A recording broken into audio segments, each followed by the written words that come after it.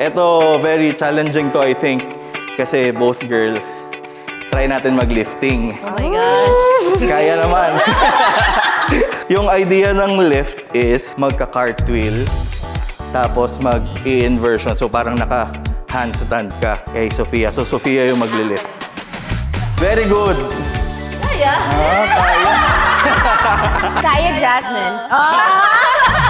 Ready, try na natin siya with the shoes. Kinuha lang namin ang aming jazz Yes. shoes, di ba? Ito yung shoes namin for this routine. Nag-a-add to ng challenge for us. Sobra, kasi iba din yung medyo nakatingkayad ka when you Yes. dance. Remember lang, when doing legs, always lock your knees and point your toes dyan sa shoes na yan. Dancer na po talaga ako. Tunay na ganap na dancer na ako kasi naglalagay na po ako ng tape sa paa ko. Sugat-sugat na yung mga paa namin. Madugo. Literally madugo. Kaya sana worth it lahat ng dugo, pawis, at mga paltos.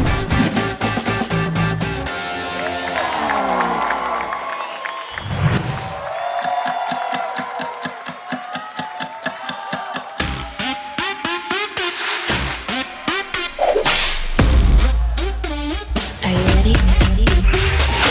All you people look at me like I'm a little girl. Well, did you ever think it'd be okay for me?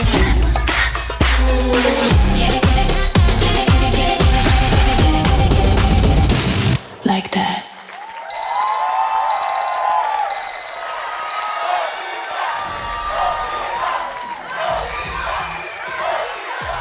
Jazz performance with Jasmine Curtis and Sophia of Kaya.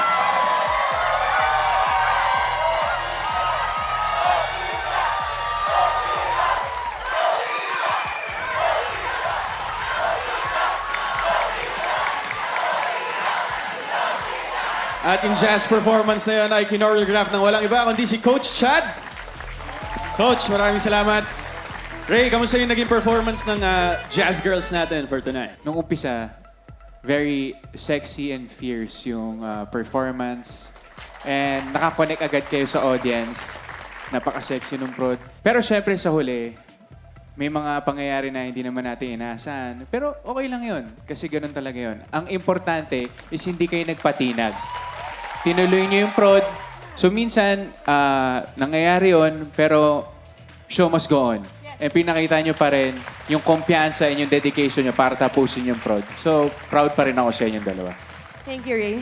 Thank you, Ray. Coach Jay? Ako una sa lahat, nakita ko yung skills ng dalawa, yung lines. Hindi madali na sumayaw na naka-heels kasi kailangan ng stability and control. Pero silang dalawa, sabihin na natin, nakita ng iba na may mali and then yung nag-handstand si Just kay Sofia na bila siya napaluhod. Kung sa iba mangyayari yon, hindi na nila alam ang gagawin nila. Pero nakaland pa rin. Pwede kasing hindi mo siya ma-land ng maayos eh. Pero nung nag-land naman siya ng maayos, so hindi siya naging problem. So anytime, kahit sobrang perfect mo na, pwede ka pa rin magkamali. Okay lang magkamali. Basta lumalaban ka pa rin. Salamat po. Thank you, Coach. Yan. Gusto ko lang maintindihan si Sofia kung saan siya nang gagaling sa emotion niya ngayon. Pwede mo bang i-share yan? I feel like I failed my partner and my coach. Bakit ganun yung naramdaman mo sa performance mo ngayon? Kasi I feel like we did a lot, more than a lot during rehearsals. And dito pa talaga nagkamali or nag-fail. Aware ka ba na isa ka sa pinakamagaling sa babae? Are you aware of that? Yes, ate yan. Yes. Aware ka ba doon, Sofia? Well, kung hindi mo alam, sasabihin ko sa'yo, ikaw ang isa sa pinakamaangas sa dance floor.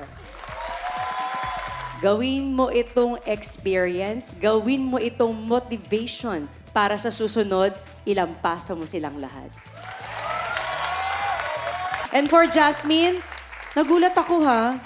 Kasi on the previous mga interviews mo, sinasabi mo na nag-train ka para sumayaw but hindi talaga ikaw itong pagsasayaw na ito. Pero yung hard work mo, nakita ko ngayon ha. Salamat po, Medyo nagpapakitang gilas ka ha, pang ilang episode pa lang. So, ibig sabihin talaga niyan, kapag may gusto kang i-pursue sa mga pangarap mo, huwag kang titigil hanggang di mo nakukuha. At yun ang ginawa mo, Jasmine. Thank you po, So, Ate. congratulations sa inyong dalawa. Sabi nga nila, save the best for last.